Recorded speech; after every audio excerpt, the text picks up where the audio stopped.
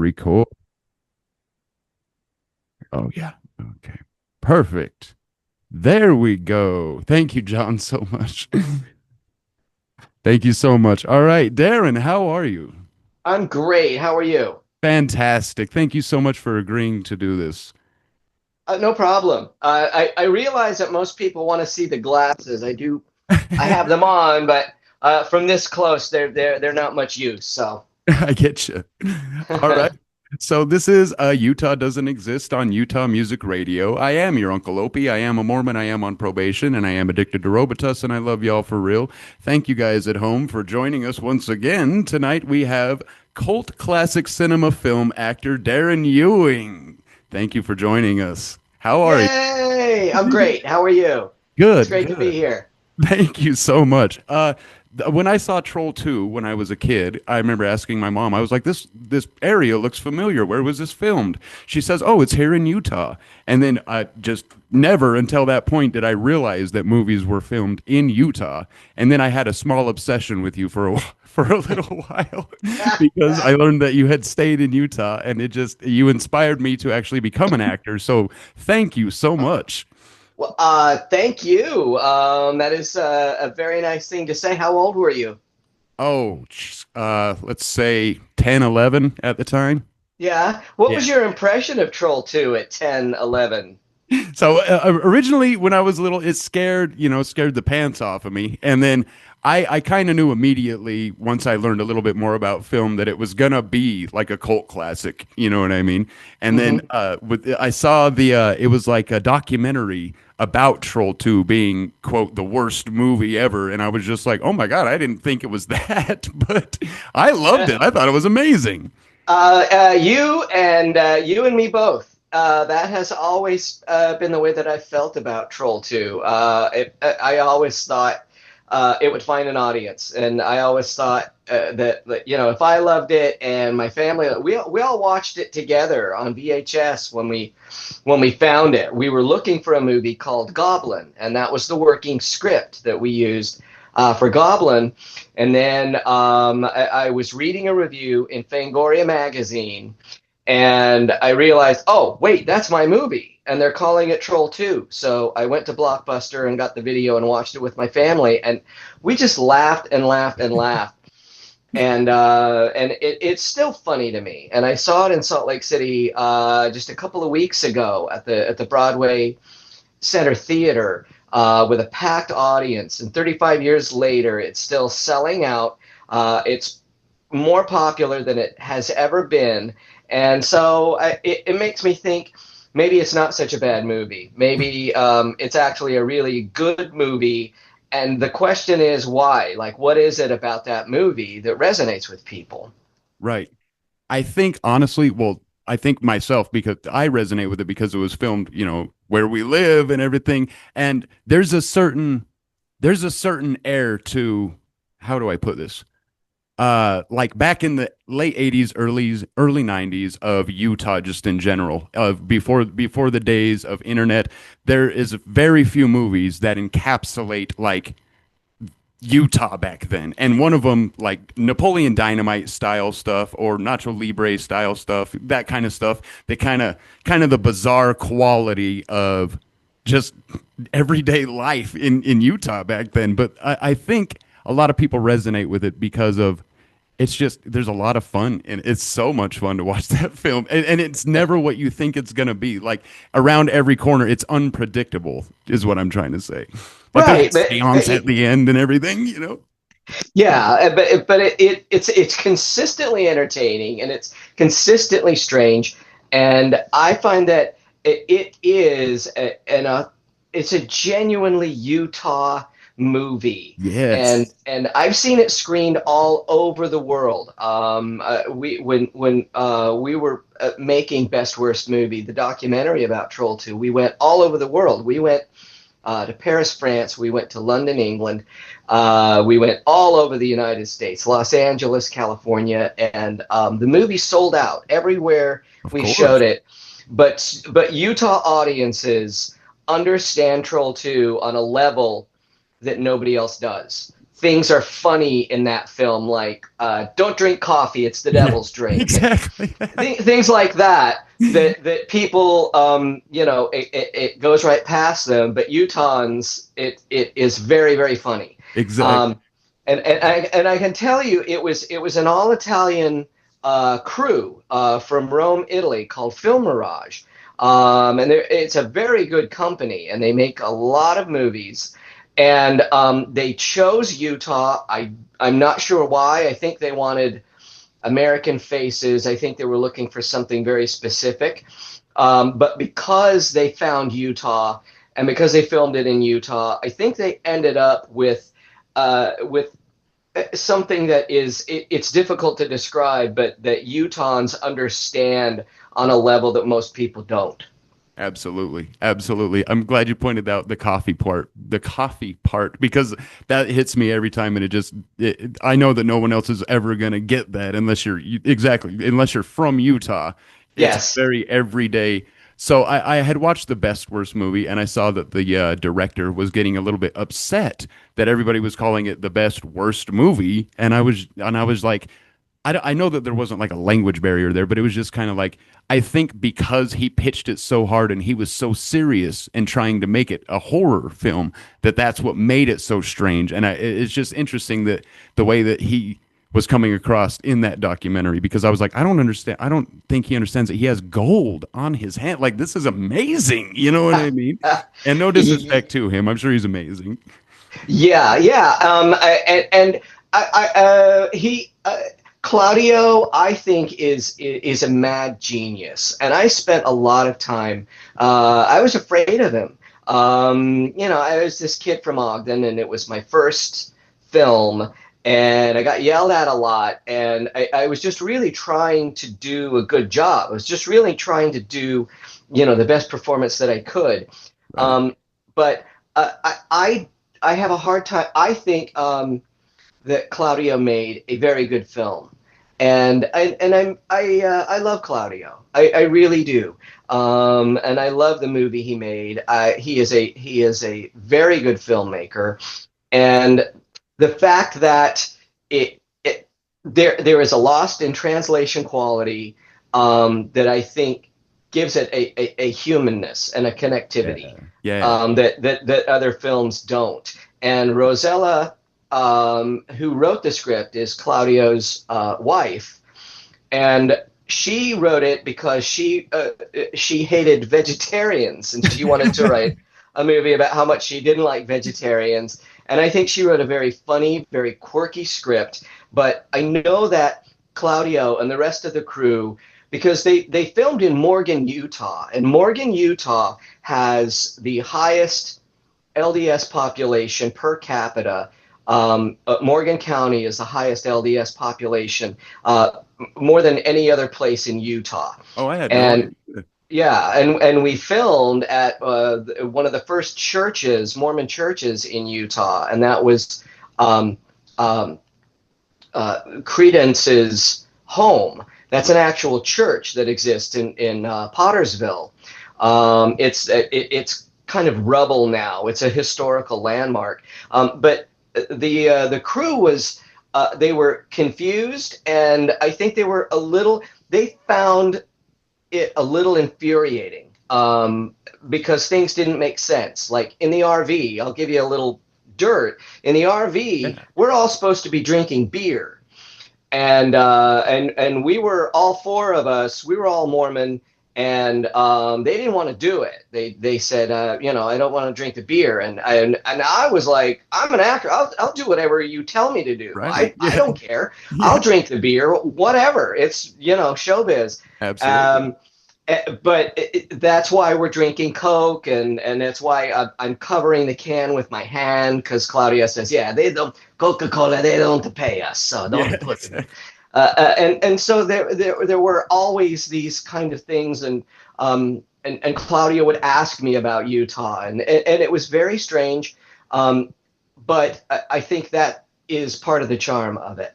I Absolutely. think it was these two radically different cultures really, really genuinely trying to make a good movie.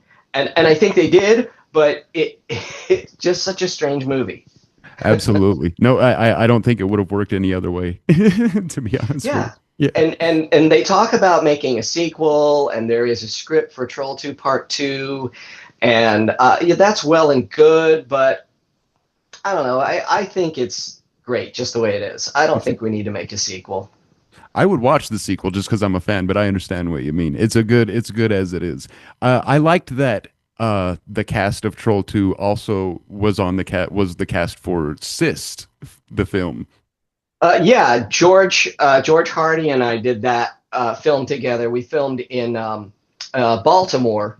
Nice. And have you seen Cyst? Yeah, I just watched it last night. Really? I haven't been able to get through it. It's Really? yes, it's gross. Yeah, it's But pretty bad.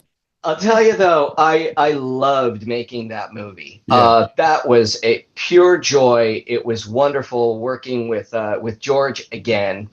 Cyst is great. Yeah, it's amazing. Cyst was a great experience. All of the last couple of films that I've done have been just a lot of fun. Epic. I love that. And so I don't know if you're big on the internet or with memes or anything like that, but when the Troll 2 had a meme come from it, the oh my God, that scene that you did you Yeah. like I'm really big into memes and I loved that. I shared it as much as possible, but I always wondered how like was that offensive to you at the time or were you like, that's amazing. I love that. Oh, I loved it. Yeah, I thought it was great. Hell yeah. I'm an actor, and I love attention, and I think it's really fun. I wish I could figure out how to make some money off of it, Yeah. because Yeah. I am a struggling actor, and I have I pay rent. I live here in Phoenix, Arizona now, and got bills to pay and all of that, and so I'm trying to work as much as I can. Life is good, but it's a job, and Absolutely. so the meme I think is it's awesome. It's wonderful, and I'm famous all over the world. Hell yeah. So I'm famous, but I am far from rich. I'm gonna have to do a lot more work before I get to the rich part. Right. No, I don't know how you're not more like I would pay for cameos from you. I would watch you all day if you had like your own show. I swear, dude, like you're one of my favorites. You're one of the greats to me, honestly. Ah, thank you so much. That means a lot to me. Oh, thank That really has been the blessing of Troll 2, and I'm very serious about this. I think I was very lucky, and I have felt a lot of ways about that film, and I felt a lot of ways about my performance in that film, because I'll just tell you straight, it was not my goal to be known as the worst actor in the world. That isn't what I was going for. And if you go to IMDb, I am on the list of like the top 10 worst actors of all time. I'm always Jeez. there with Keanu Reeves, who has a lot more money than me. And that wasn't really what I was after, but at the same time, I feel really lucky because I've been able to reach people like you, and like literally I'm known all over the world, and I have people tell me all the time that they love that film and that they love my performance. So I feel like 35 years later, I feel like I did the best job that I could do, and I think I did a pretty good job in that movie. Absolutely. I think it's one of the best performances in like a early 90s, late 80s kind of genre horror film. It's up there, you know. What Oh, thank you. was that your first role? Yep, that was my first movie. Yeah. I was with an agency called what was it called? Saxton House, and they called me in, and the auditions were in Park City, in a condo. And I walked in, and this is the same experience everybody had. All of the Utah actors that went in, and the room was just filled with smoke. This is 1989, and so you could smoke inside. And they were all smoking, and I read the scene, um, I think I read the scene where I'm chasing Christine through the woods, and I just went for it. I went for it, and I flailed and I ran and everything. And he said, "Okay, would you take these sides, go out, memorize them, and come back and film this again?" And so I did, and it was the "Oh my God" scene, and it contextually it didn't make any sense to me. And Right. I can tell you right now, contextually, those lines, they still don't make any sense to me. But I just I put as much enthusiasm into it as I could, and I said, "Oh my God!" And when it was over, I knew I had it. I just knew I had it. I left that room, and I'm like, I'm in. And it was my first movie, and it's an Italian crew and everything. So I'm thinking, wow, this is really something. It's a big And deal. Yeah. yeah, a big deal. Yeah. And I didn't know that it was gonna take like 20 years before it became a big deal, but it did eventually become a big deal. It's well deserved. Thank you so much. Thank you so much. I don't want to keep you for too long. Yeah, I know you might be a busy man. Do you have anything in the works right now? I do. Actually, I wrapped on a movie called Marriage Bites. I filmed Ah, it in Atlanta last year, and I also did a movie with James Balsamo called Trolls Fever, and I did a movie called Skate to Hell with Jenna Jameson and Eric Roberts and Todd Bridges, and um, all of these movies now, the parts were written for me. The parts were written specifically for me, that's awesome. which is, yeah, it is awesome. After working in this industry for like 40 years, it's very nice to be recognized. Hell And yeah. honestly, since I got sober, I was a two-fisted alcoholic, and that is a whole other story. But I was a really, really horrible person for a number of years, and I'm now 2 months. I'm sorry, 2 years, 10 months sober, coming in on my third year, and Congratulations, brother. thank Seriously. you, thank you. And honestly, I'm very proud of the work that I'm turning in right now, and I think I'm really looking forward to Marriage Bites because I was dead serious. I didn't phone anything in. I did my research. I made sure that I was doing a good job, and I wasn't sure if I was or not. I still, because of my hearing loss, I have hearing aids. I'm Oh, hearing impaired, and so my memory is not very good. So I can't do plays anymore, and I can't do musicals anymore, which it's very sad yeah. and depressing. But I can still do film and television, and I can still do voiceover work, Hell yeah. and I'm proud of the work that I'm turning in right now. And if there's anybody out there who is making a movie or is working on a project, go to Instagram. I'm at Ewing Darren, and I'm not very good at the internet thing, as I'm sure you've discovered. But I am trying to be a regular working actor, and I have a few things in the works. But I can always use more work. My rates are very reasonable. I'm in the Screen Actors Guild. Contact me through Instagram, and I would be happy to talk with you, any of you, about a project that you're working on. And I will promise you that if we can come to an agreement, I will do the best job that I possibly can. Hell yeah, brother. I'm so glad you got things going on. It's well deserved. I know that you got more coming. I know your story's not over yet, man. I can't wait to see everything that you're getting into. I'm going to go see Marriage Bites and I'm going to look for everything that you got going on. I'm going to follow you on all platforms, everything. I appreciate you so much. Ah, thank you. Thank you so much. This has been a real treat. Thank you. Seriously, from the bottom of my heart, just for everything, for inspiring me to be an actor, for joining us on this interview, everything. Thank you so much. Absolutely. It's a real pleasure. And you know, um, don't think too much about doing it vocationally. I believe that you should find the art in yourself and find the heart in yourself. And it sounds corny as hell, and I don't care. Like being able to connect to people, being able to entertain people, make them smile, make them happy. There's value in that. Absolutely. Like it's a like art is a beautiful thing, and you should support it with all of your heart because it will always pay interest back to you.